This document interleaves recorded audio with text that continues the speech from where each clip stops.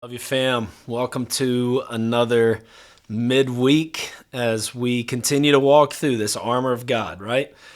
We have been together putting on the belt of truth and now the breastplate of righteousness this past Sunday. So thankful for what God is doing in and through our church in so many ways. Listen, it is hoodie time, right? Man, Charlotte is shining right now, this beautiful fall weather. Hope you're outside enjoying some great things. I had the best time last night.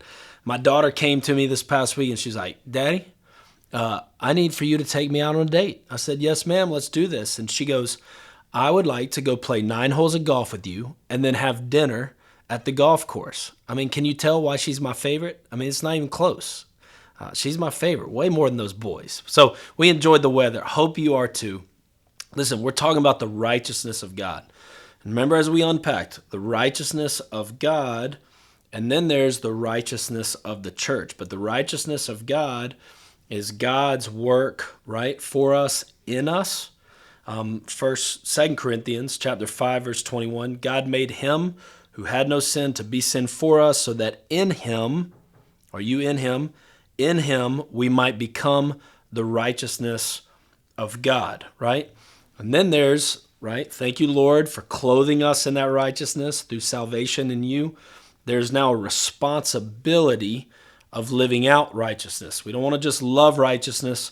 We want to live out righteousness. And so, as we brought up, everything starts from here. Out of the overflow of your heart, right, is the wellspring of life. And we've got to guard our hearts. We got to guard our hearts, as it says in Proverbs. So what are you pouring in? What are you depositing into your life right now? And how are you going about that? Man, if you're only in the Word once a month, that's just not enough. If you're only seeking Him casually, man, that's not enough. And so what I want you to know, on your show notes, you're going to find this on YouTube. Just click on the show notes. It's a discussion guide and encourages you to get with other people to process these things together.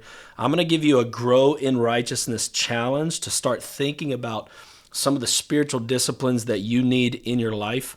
But I love Jeremiah 29:11-13, verse that we know a lot. For I know the plans I have for you, declares the Lord, plans for welfare, not for evil, to give you hope and a future.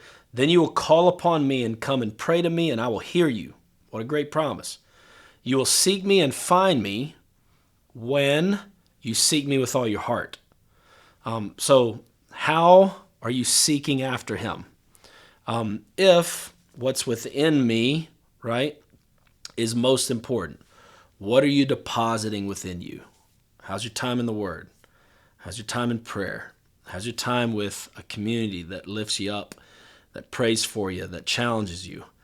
Are you maximizing resources? Are you taking that commute into work and worshiping King Jesus, listening to a podcast that pours into your soul?